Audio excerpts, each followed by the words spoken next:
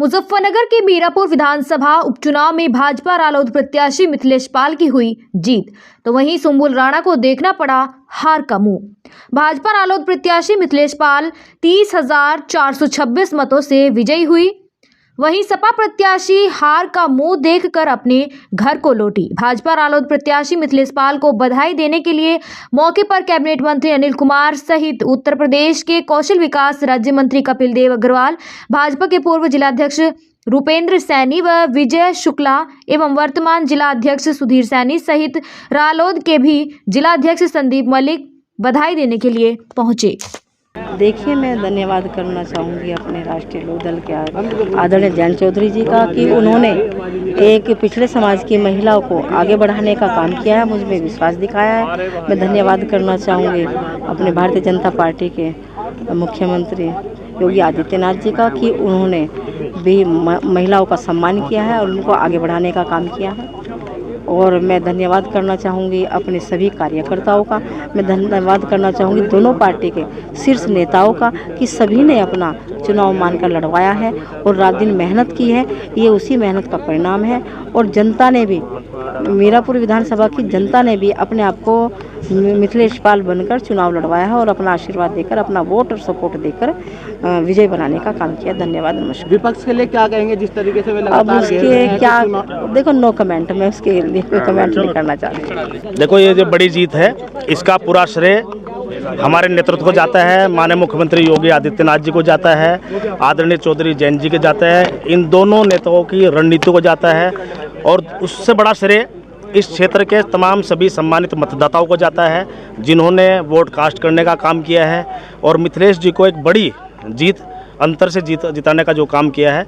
हम धन्यवाद और आभार व्यक्त करते हैं मीरापुर क्षेत्र के तमाम सभी लोगों का, नेताओं का, दोनों पार्टी के कार्यकर्ताओं का, जिन्होंने ज़मीनी स्तर पर जाकर और एक स्ट्रेटेजी के साथ में काम करने का काम किया है और मैं बधाई देता हूं, शुभकामनाएं देता हूं। बड़ी रणनीति का जिक्र किया है और विपक्ष लगातार कह रहा है कि मुस्लिम मतदाताओं को वोट डालने नहीं दिया गया, तो क्या रणनीति का हिस्सा था आपकी? नहीं, ये हमारी रणनीति का कोई हिस्सा नहीं था। देखो, मुस्लिमों में डिवाइडेशन की स्थिति रिजल्ट के आधार पर नज़र आ रही है और वो सर्वविदित है और हमारी रणनीति थी कि हम सब लोगों को साथ लेकर चले, सब लोगों को साथ लेकर चले। ऐसा नहीं है जो मिथिलेश पाल जी को जो वोट मिल रहे हैं उनमें एक मुस्लिम समाज का भी एक तबके ने वोट दिया है, ये कहना गलत है। इसलिए हम कह रहे हैं कि सर्व समाज के लोगों की जीत है और रणनीति हर चुनाव में किसी भी प्रत्याशी को, किसी पार्टी को अपनानी चाहिए।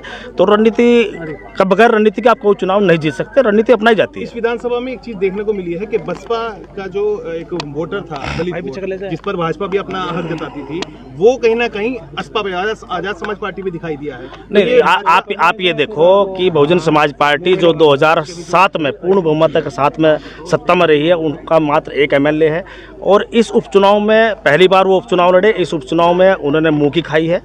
ये सवाल सब नेतृत्व पे उठते हैं। उस जो वोट बैंक था, जो परंपरागत वोट था बहुजन समाज पार्टी का, जो माना जाता था, वो कुछ असपा के साथ गया है, लेकिन तादाद में वो राष्ट्रीय लोकदल के साथ भी गया है। ये भी बड़ी बात है। एनडीए के साथ भी गया है। उसने एनडीए की नीतियों पर, राष्ट्रीय लोकदल की नीतियों पर भी भरोसा जताया है। ये बड़ी बात है। हम आभार व्यक्त करते हैं क्योंकि उस वोट को एक कमिटेड वोट किसी पार्टी का माना जाता था। उसने इन सब चीज़ों को धता बताने का काम किया है और राष्ट्रीय लोकदल के नेतृत्व पर, भारतीय जनता पार्टी के नेतृत्व पर, एनडीए के नेतृत्व पर एक विश्वास जताया है। हम उनका आभार व्यक्त करते हैं। मंथन करेंगे कि जिस तरह से दलित वोट अभी भी कहीं ना कहीं भाजपा से दूर है। देखो, एक बात सुनो, बड़ी बात होती है राजनीति में या सरकार में हिस्सेदारी और भागीदारी की। आज अनिल कुमार एक कैबिनेट मिनिस्टर के रूप में आप लोगों के समक्ष है।